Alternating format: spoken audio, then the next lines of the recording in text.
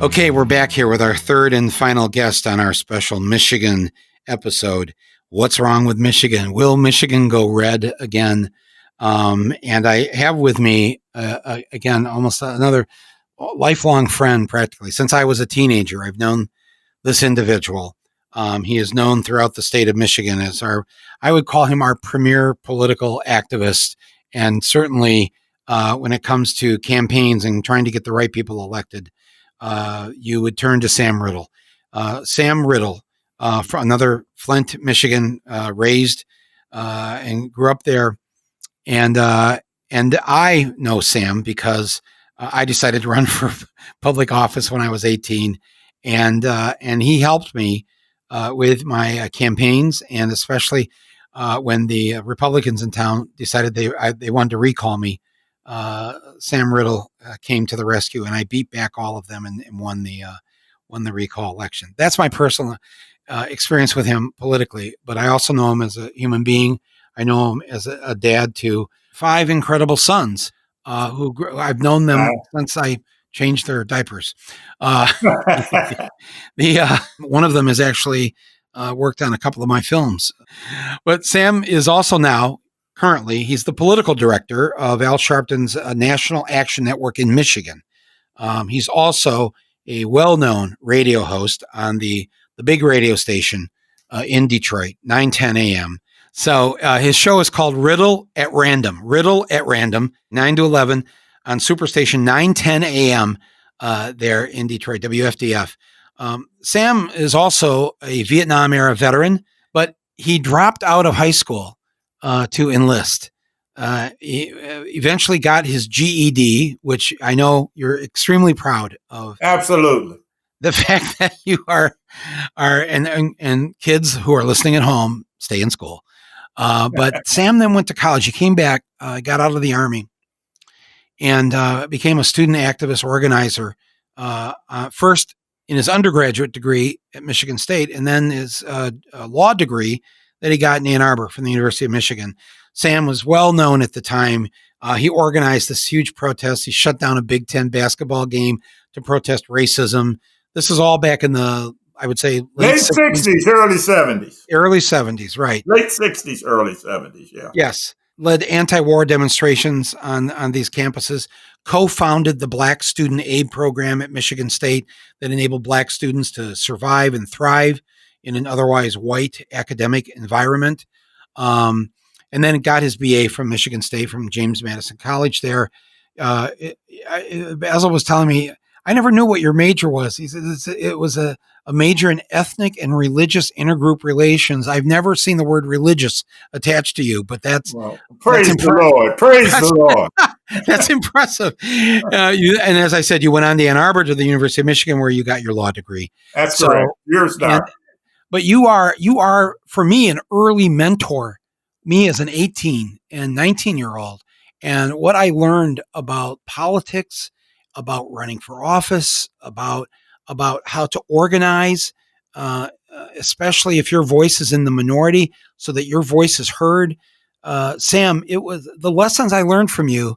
I still notice in these days, and we were talking to Dan Kildee, who is our congressman from Flint now, and also has known Sam since he was a teenager running for office, and you played a very important role in our lives. You're probably 8 years older than us, but at least. Yeah. But you what? First of all, thank you for caring about a couple of white kids, for helping us out. But but your politics at that time impacted Flint's Black community. After we all founded the Flint Voice and the stories you did that resulted in the police raiding the Flint Voice. I mean, you clearly impacted, you and Dan Kildee, Black Flint, clearly. Well, it was a pleasure and an honor to work with both of them. Well, that's very nice. Well, and I guess I forgot, yes, you and I and a few others there founded this alternative newspaper called the Flint Voice. And you're right. The mayor of Flint, who had been the police chief, and if you remember back at the time that police shootings, and now we're talking about, this is way back in the 70s now, the police shootings in Flint per capita, there were more people shot by police in Flint than any other city in the country at that time. And we were fighting against this, demonstrating against it. And we did an investigative piece on the mayor, and he found out about it and got the Flint police. They went to court, and they got a what's that called? A seizure, where you get to like bust in a place. And seizure. They came in totally violating the Fourth Amendment, First Amendment. And ordered the printers to take the printing plates off the press of our newspaper. Yeah. And they did. They took it off. They stopped the presses right while the paper's being printed, took the plates away so they couldn't print any more copies. And they took all the copies away so that we couldn't distribute our newspaper in the United States of America. Oh man, but you and Kenny Siegel and others who were there. Bob Leonard, the prosecutor who was not your typical prosecutor. We talk about some of these more progressive prosecutors now, like in Philly and out in San Francisco. But man, he also stood up for the people. And so anyways, that's enough of the past. Thank you. Okay. I just to be able to publicly thank you for all of that. I can trace a lot of what I'm doing today back to that time that you spent with me and Dan and others when we were teenagers. So thank you for your being a mentor. You're welcome. Let's get right into this, because there is an election 2 weeks from today. Everybody's on pins and needles. And I said to our podcast audience, most of them don't live in Michigan. I keep getting notes from what's going on in Michigan. Is it going to happen again? So I thought I would have Dan and Rashida and you on this episode, 3 longtime Michigan friends, to explain to the people what is going on. Should we be nervous, or is Trump already dead as a duck and we don't need to worry about anything? Well, Michael, I've got to tell you something. 4 years ago, we were the Lone Rangers. Mm-hmm. 4 years ago, and you can Google it, you can see it, edition of Let It Rip on Fox 2, where I said that Donald Trump would win not only Michigan, but Pennsylvania and Wisconsin. And everyone said, you might have over 40 plus years of political consulting, Sam, but you're crazy. No path, as those smart-ass white boys on MSNBC and CNN and young ladies too. No path to the presidency was there for Donald Trump. It's an old mantra now. And of course, it became Donald Trump president, United States. 4 years later, I don't have all of those exact vibes, but what bothers me, Michael, more is when I look out and I see thousands without masks, risking everything just to hear Donald Trump. And in Michigan, Muskegon, a couple of nights ago, wherever Donald Trump shows up in Michigan, there's a big crowd. What concerns me is that the best piece the Democratic Party has in getting out the vote to defeat Donald Trump is Donald Trump himself. I'm not feeling in the streets of Detroit, in the streets of Flint, and I'm talking about the real streets. See, there's a big class divide in Black Michigan between Black folks that have something and the overwhelming majority that are not as fortunate. There's a big class divide in Black Michigan, and the Michigan Democratic Party right now, if it's depending on a massive turnout from majority Detroit, clearly the Democratic Party will get the largest percentage of Black votes.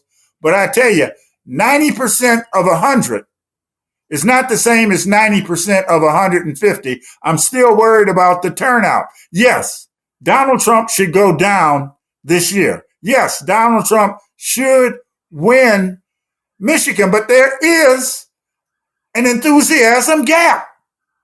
You see, people are voting against, and you know this, they're voting against Donald Trump, not for old Joe from the basement. I already voted, full disclosure. I voted for Biden-Harris. Could have found a zillion analytical reasons not to, but I did it because we've got to get rid of Donald Trump before he kills some more of us. He's directly responsible for just too many Americans dying needlessly behind this pandemic coronavirus that has turned Detroit into a slaughterhouse. And there's the rub, Michael Moore, because you see what has happened is that the coronavirus pandemic has been aided and abetted by poverty, which a lot of these phony-ass white liberals and the handkerchief head, Negro enablers of the status quo look the other way at. The Democratic Party in Michigan is running a lock your doors, roll up the window kind of campaign. What's that mean? It means that they're afraid of black folks. They're running a roll up your windows, lock the door kind of campaign, a stealth campaign that is systemically excluding the rough and tumble neighborhoods of majority Detroit and Flint. You see this class divide. They invite the acceptable, well-heeled black voter. But the folks that don't get invited to the cocktail party. See, the Democratic Party in Michigan is very cliquish. There's a danger that we won't get the turnout we need if there is a close election. When we look at the crowds in Macomb County, we look at the crowds in Muskegon for Donald Trump, pure and simple, Joe Biden can't draw a damn crowd. He just can't.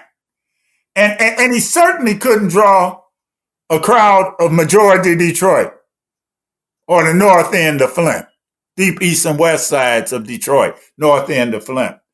That's what bothers me. But I believe there's enough anti-Trump fervor in Michigan to carry the day this time. But if those folks that are willing to risk their lives going maskless at these Trump rallies turn out like I think they're going to turn out, we can only upset that with a massive turnout, not only in the absentee ballots, but on election day.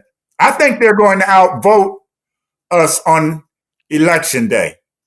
I believe the Republicans will, but I think we've got them in terms of the ballots that are being turned in. Again, my gravest concern, folks that won't turn in the census forms are not likely to turn in absentee ballots.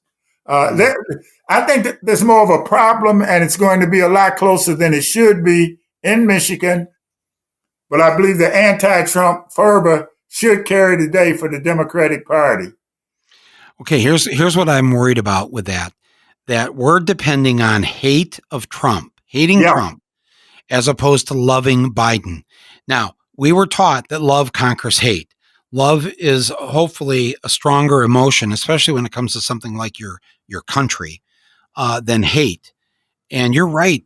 I saw that rally in Muskegon, and I told people earlier in this episode that I want to explain what Muskegon is. It is a working class community that has hit on very hard times in the last 2 or 3 decades. It has a significant black population, and it is only one of 2 counties that voted for Hillary in the 2016 election over on the west side of the state. Only 2 western Michigan counties.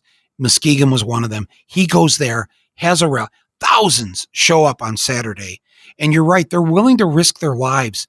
They would risk their lives, that hardcore, for Trump. Who right now listening to this, okay, we're all voting for Biden. Who would risk your life for Biden? I know. It's a ridiculous question to ask. But you're right. The enthusiasm level you can't compare the two. That worries me. I am concerned. Back in the summer, Biden was ahead of Trump in Michigan by 12 to 16 points. It's down to 5, 8, depending on what poll. It's been cut in half. That should concern the Michigan Democratic Party. And that story in Time magazine a couple of weeks ago about how there's no ground game, nobody's knocking on doors, this and that, whatever. It's like, I was complaining and we don't see any yard signs. Then finally, yard signs. They got yard signs. You got yard signs now. Now they have yard signs. Yeah, after a lot of people complaining about They heard you, Michael. They heard me. I'm just saying. There was no ground game. It was all TV commercials. And again, Michael, please understand the state of the Democratic Party and how stupid they are when it comes to getting out some of their main components of that coalition, the black vote. You see, in Detroit, and you know, leave Governor Whitmer alone, Donald Trump. But this is a Detroit where the systemic racism of water shutoffs contributed directly to us feeling over 40%, black folks feeling over 40% of the body bags, even though it's only 13% of Michigan's population. This is a Governor Whitmer that just before coronavirus officially rolled into Detroit, Governor Whitmer's administration told black poor people wallowing in poverty, where 60% of the children, mostly black, wake up every day in abject poverty. 60%. 87% of the children in Detroit, mostly black, are eligible for free lunches. That's not my data. That's the data from the school system. And what occurred was Whitmer said, her administration said, there's no data to justify keeping the water on in Detroit. I was juxtaposed against the governor in a WXYZ news show where a reporter walked up and said, what would you say to the governor about the pandemic? I was the first one to say to Governor Whitmer and Lieutenant Governor Gilchrist, how in the hell can people wash their hands for 20 seconds when they don't have 5 seconds of running water because you've shut the damn water off? That was on a Friday. That story aired over the weekend. By Monday, just prior to the Michigan presidential primary, the governor issued an order that the water could not be turned off. Keep the water on. Well, the water ought to be kept on all the damn time. There's a human right to water, but I can't stress this enough. The class divide. These phony-ass white liberals and the handkerchief-head Negro enablers of the status quo look the other way at the abject poverty on the north end of Flint. They look the other way at the abject poverty of Detroit. People have a right to say, what's in it for me if I do vote? You can't tell them people died for your right to vote. Hell, they'll tell you they're dying every damn day on these streets. On these streets.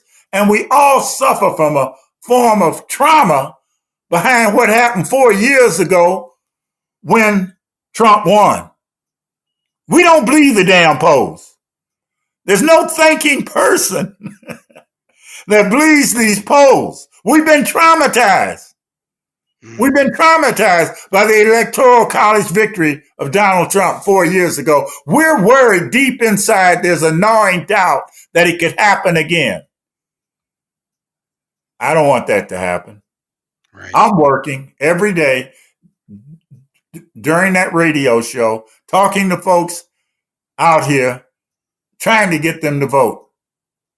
There's not a lot of enthusiasm for Joe Biden, but there's a lot of enthusiasm against Donald Trump. There are going to be some people listening to this, I would guess mostly white people, saying, you know, Mike, Sam, don't be critical. We can have this debate afterwards. Don't. They can kiss my ass. You know, okay. Just if anybody's, I'll be nice. I'm sorry. No, if anybody's keeping score at home, in this hour or so, hour and a half of this episode, you've heard that there was an event in Detroit this past week called just effing vote, just fucking vote. That's what it's called officially. That's fucking what it should be called. It's fucking and Sam appeared on a Detroit local TV station, on a show called Let Her Rip. So just so you understand the Detroit flavor of this. That was 4 years ago, five years ago when I called it for Trump. I've been on since then. I'm not just saying, there's no show on local LA TV, San Diego, Houston, Cincinnati called Let Her Rip. I'm just saying. And they did not have an official just fucking vote rally this weekend.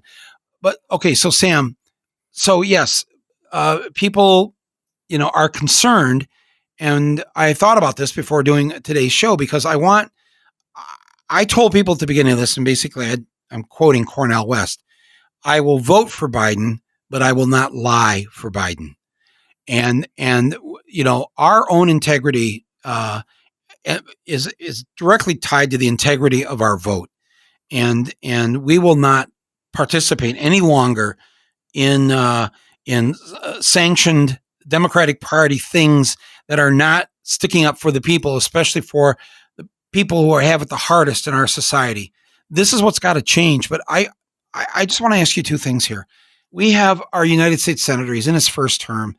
He's up for re-election, and stunningly, it's like a tied race in the polls. I mean, it seems to be very tight, and he may lose. And people are asking me, well, how can this be? And I've tried to explain in a kind way that this senator, Gary Peters, who, has voted the right way, and whenever there has been the few votes that they do have these days. But he, Sam, I don't know the way to say this. Well, look, I know how to say it. All right. Okay, here's the deal. Gary Peters is a very nice man. He used to be the number one number man in the state of Michigan when he headed up the state lottery, putting hundreds of decent number men in Black Michigan out of work, unfortunately. Okay. And he right now is in a race that is tight because Gary Peters, there's major disconnect between Gary Peters and the real people of Michigan. And again, speaking from Black Michigan, Gary Peters' opponent, there's no way he should even be this close. Black man. A black man, Republican. Man yeah. During this Trump era. If Trump were not on the ticket, though, John James would literally be kicking Gary Peters' ass. It's Donald Trump that is the lodestone around this Black West Point grad's neck. You didn't see John James over in Muskegon standing up holding Trump's hand in the air, did you? No. He's putting distance between him. And to show you the difference in how the camps operate, John James people reached out to me and asked to be on my show. I didn't have a problem with that. He came and I mostly focused on the story of the James family. His father I've known for many years. His father and I worked together on the campaign. Dad was a big Democrat. Yeah. Goes to a Black church in Flint. I've known John James Sr. many years, worked with him on Irma Henderson campaign, legendary political icon Irma Henderson, worked with him on Coleman Young's efforts, Kay Everett's, and others. See, John James, in a manner of speaking, is a son of Detroit, but what happens is that the Democratic Party often locks people out with their cliquish attitude. John James went where he felt he was welcome. Unfortunately, that was the farthest right wing as you could go elements in the Republican Party. He's funded heavily by the likes of Betsy DeVos and others. Millions and millions of dollars are being spent on this campaign. You've never seen the Democrats spend much money on a Black person, period, in Michigan, in a statewide effort, any other effort. They don't spend money on us. The Democrats don't, but they expect us to go on autopilot and automatically vote Democrat. And what's happening is folks are voting against Trump, and some of them are splitting the ballot, so to speak, and casting a ballot for John James. They know that he said that he supported Donald Trump 2,000% some time ago, but they look at John James and they still see a Black man. That's a factor. Now, again, Gary Peters is going to get the bulk of the Black vote, which will go on autopilot and just vote straight Democrat. But if enough of those ballots are split, and if the polls now show that it's even Steven, as a matter of fact, some polls have John James getting more white votes than Gary Peters. It's the Black vote that is keeping Gary Peters afloat in the state of Michigan, just as it salvaged Joe Biden in South Carolina as they beat down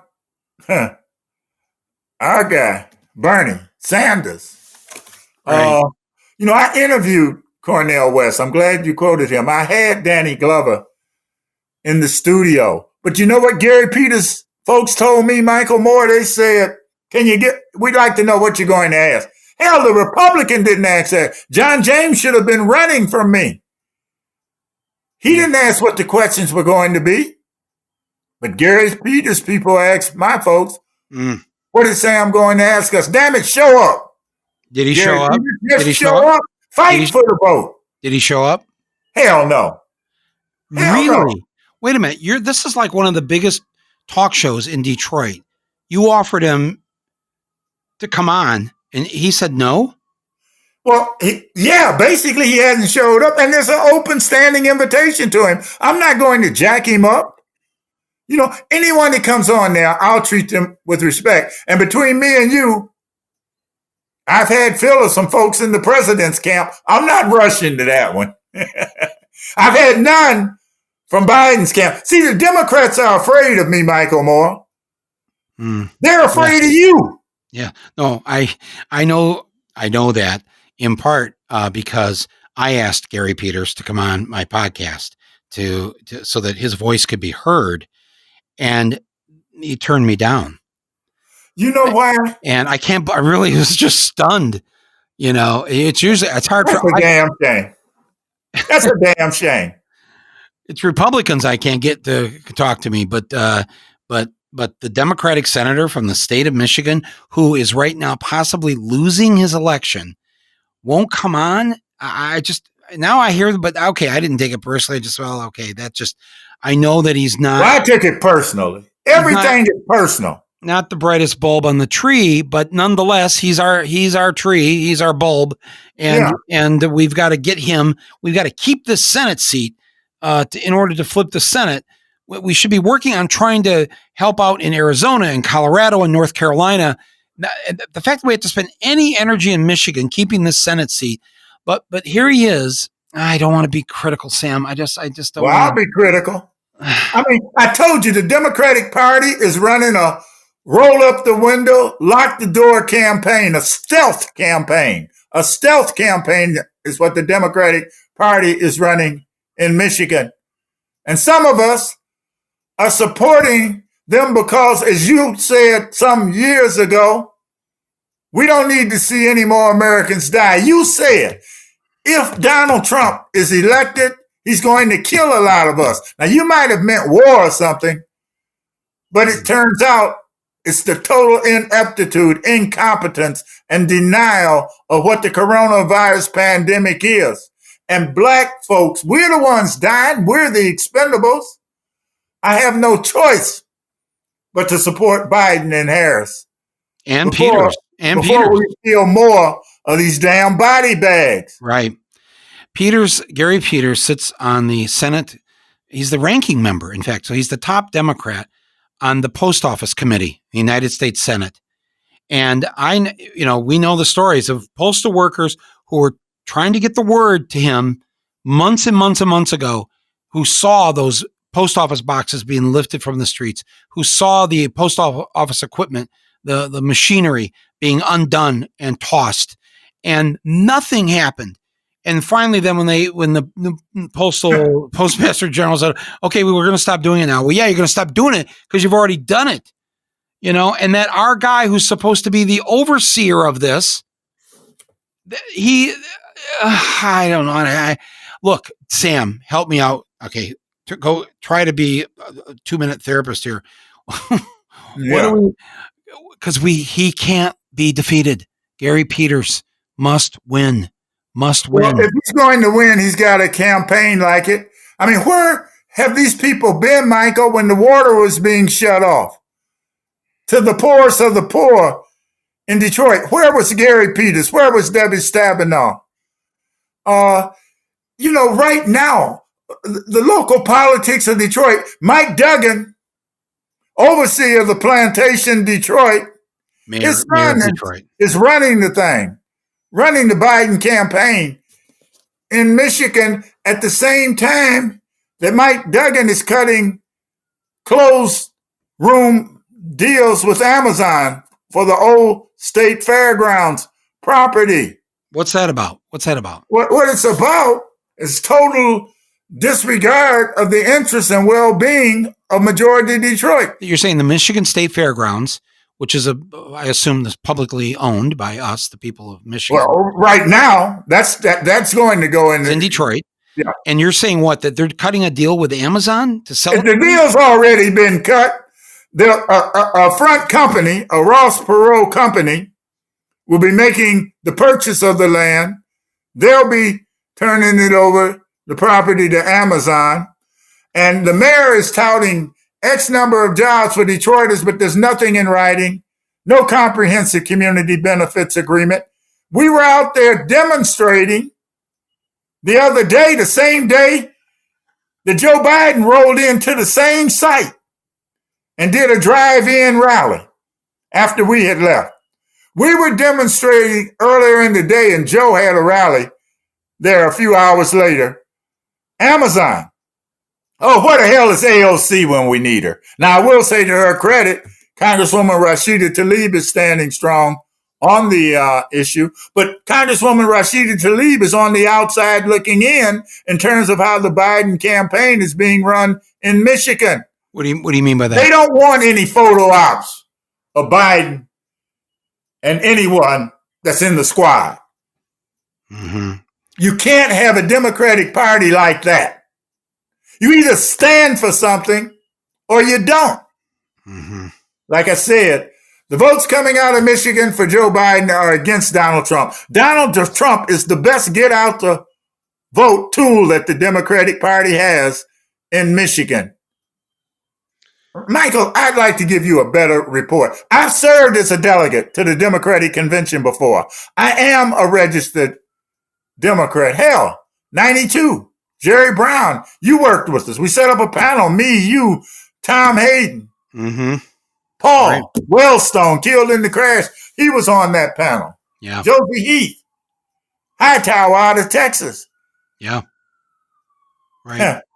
I mean, we're steeped in the Democratic Party, and the Democratic Party I see in 2020 should hang its head in shame in terms of how it deals in Michigan. Okay, but Sam, we've got 2 weeks, so what are we going to do? All I can do is talk to folk about going to vote. I've done my part. I voted. I voted for Biden and Harris and didn't hesitate because the options, you stated it so well. We cannot give this guy an opportunity to kill more of us. Right, right. So you voted every day on your show. You're encouraging people to vote. But you can see why people are anxious about this, especially when it comes to Michigan. I've watched Biden. I just hope we can get out that vote. They've got to roll the windows down and unlock the doors and hit those streets that they're so afraid of on the east and west side in southwest Detroit, north end of Flint. It's the third time you've talked about the locking the doors and rolling up the windows. I think for some of the white listeners to this, maybe they don't need the explanation, but certain people, when driving through certain neighborhoods, the residents of that neighborhood hear the click of the car door lock and see the window go up, and it's a metaphor essentially for what some Democrats ignoring the black community. And I'm telling you, isn't that what happened in 2016?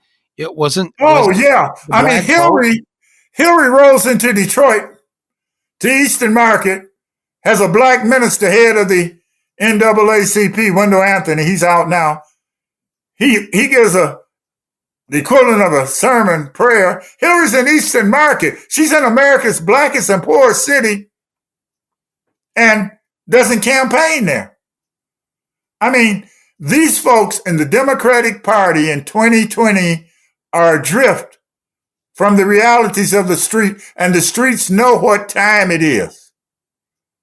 And I just hope, and I'll work to help get out the vote to defeat Donald Trump. But Laura Trump was in the heart of the black community just the other day, 3 or 4 days ago, placed a call to a state representative I work with. Yeah, Katrina Pearson called, a state rep, black state rep, female, that went to the White House, a COVID-19 survivor, and said, we're in town, drop on by. The state rep went by, Michael Moore, and Laura Trump is on Livernois. Livernois in the heart of Detroit. In the heart of black Detroit. Laura Trump is there with a room full of black folks. And these aren't any weirdos. These are just like black folk from Detroit. And the black state rep is a Democrat. She's a Democrat, right? The black state rep, Katrina? Yeah. And she went. She came. Yeah, she went because she shared her coronavirus survival journey with the president and the nation. Caught hell for doing that. You know, a white woman, the governor of Michigan, can meet with the president. A white U.S. senator can talk about working across the aisle, Gary Peters, and talk to the president about getting aid to Detroit. As a result of her trip to Detroit, this black state representative, Michael Moore, has served over 600,000 meals to hungry Detroiters, has brought back truckload after truckload of personal protection gear for first responders and the people of Detroit and Dearborn. I'm telling you, there's activity out here. Whether or not it'll be statistically significant enough to make a difference, I don't know. But the fact is that these folks that embrace white supremacists, that embrace terrorists, oh hell, you've done all this. You were writing and about the militia before it was sexy to talk about the militia. You were doing this when you were almost slim. But Michael, my point is you've lived Michigan. And yes, I'm against the white supremacists. You know, Kid Rock, musical icon of the white supremacist movement, called me out by name. The idiots got hundreds of millions of dollars in corporate welfare to that monument for a hockey puck, Little Caesars Arena, rubbed our noses in it by opening up with Kid Rock. Sold out shows now, and Kid Rock called me a criminal POS. I said he was a no-singing little bitch. That's just the way it is. Detroit is a no-bluff zone. Right. Let her rip. I ain't about to let her rip. I'm not going to give those suckers any advertising. No, sorry. But listen. Fox is Fox. Sam, white liberals who are listening to this right now are just getting sick listening to you. And I don't care. Yeah.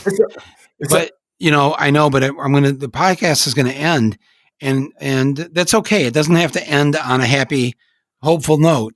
But I'm just saying that people listening to your voice, and you know, nobody knows about the Detroit water criminal activity.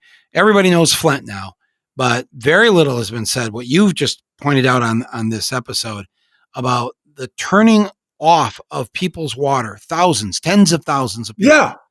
Losing their water. You can't live without water. You die after 4 days of no water. That's the human body. So you've been very active, and you've seen, and you're a voice for those 85% of the kids that have to get a school lunch funded by the federal government. You know, I have heard you talk about the classroom situation in Detroit. There are classrooms that in the past, at least, have had 40, 50, 60 students in a classroom. People don't know what's really going on in Detroit and Flint. It's rough. It's rough. Rough as hell. Yeah. But there is hope, Michael Moore, because many years ago, and you're a prime example of that, you and Dan Kildee, Rashida Tlaib, we must identify friends and enemies on the basis of behavior, not race, not sexual preference, but I identify friends and enemies on the basis of behavior. I mean, I certainly know everyone that looks like me is not of us in terms of behavior, but If we can pull together, we can pull this off. But please, please don't succumb to those polls. We've got to be working all through the end of Election Day, November 3rd or whatever it is. It's November 3rd. This guy has big time support. Support. Trump, you mean? Yeah, Trump. When I say this guy, I'm talking about Trump. Yeah, and we're talking about huge support still in Michigan. Absolutely. Yeah. They will literally die for Trump. Yeah. I'm going to keep masking up, Michael Moore. I'm the one with the congestive heart failure, even though I do run and I do push-ups. But I got to tell you, there is a big struggle ahead to take back Michigan from Trump. Michigan remains a Trump state until we defeat him. And Bernie's people can't sit home this time either. Many of those were the folks that went and voted the entire ticket except the presidential race. And then they bragged about it afterwards. If I could vote for Biden-Harris, you can vote for Biden-Harris, and then we'll hash it out after we send Trump packing. When we send him packing, this is my final question. When we send him packing and we've got Biden in there, what do we need to do? What is the organizing and what is the fight that needs to take place so that we see some change in this country? Well, first of all, no matter what Trump says, the squad is not running Biden. The progressives are not running Biden. Biden is a corporate candidate. He's going to behave like a corporate big pharma candidate when he takes office. Ditto for Kamala. We've got some work cut out for us, and we're going to have one hellacious time rebuilding the Democratic Party, because the victory when Biden takes the oath does not belong to the Democratic Party. The victory belongs to the people that were sick and tired of Donald Trump. The Democratic Party still doesn't stand for a damn thing except being a vehicle by which we can evict Donald Trump from the people's house, the White House. And so the work we have to do with President Biden, when I said earlier in the episode, I'd rather play offense than defense.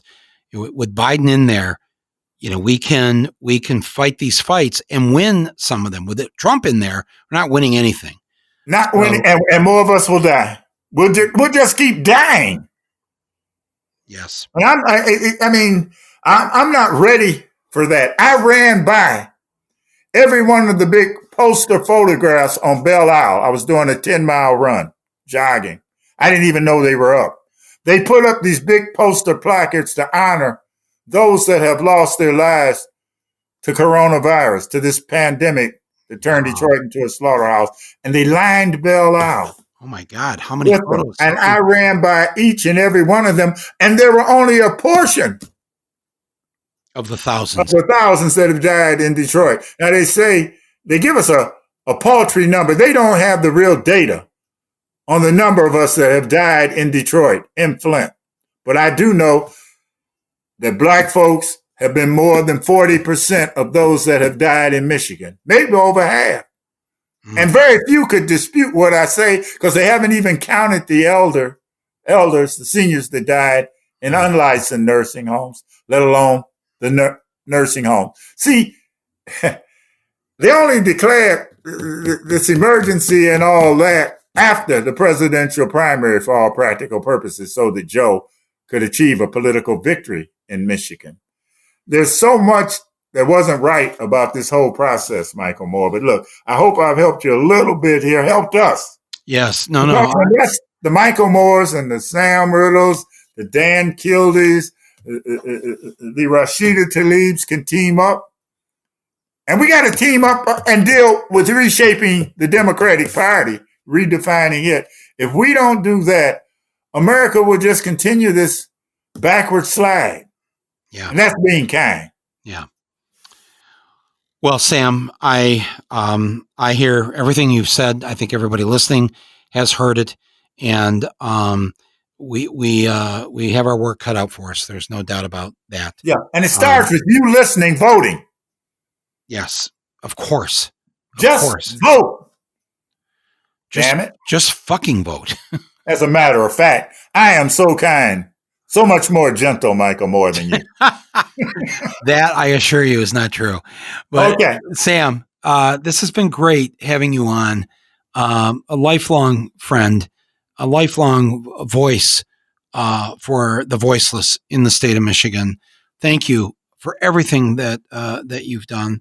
Thank you for those great kids that you helped raise. And Sam Riddle, the political director of the National Action Network in the state of Michigan, and the host of Riddle at Random on Superstation 910 AM in Detroit. And you can listen to it online.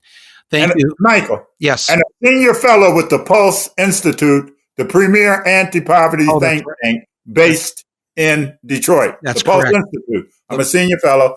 It's the anti-poverty think tank. Google that, Pulse Institute. Okay, Michael, I'm through. You're the host. I'm through. I'll shut up. I'm through. Never shut up. Okay. Thank you, Sam Riddle. Thank you, everybody who has listened to this podcast today. And as Sam said, be sure and vote and call 5 people, text 10 people. That's right. Do whatever you've got to do.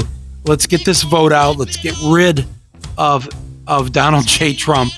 And Michigan, let's take the mark of shame off us. I love the way Sam said that we are still a Trump state until we're not. And so that means we all have got to do our work to get rid of him. It's 2 weeks from today, my friends. We're recording this here on Tuesday. So please do what you can. You can vote now in 45 states. The polls are open. Get out there. Take people with you. Don't think that Trump can't pull this off.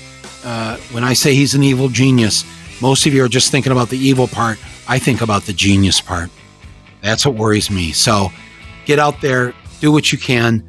If you're not registered, check out, there's still a few states where you can still register.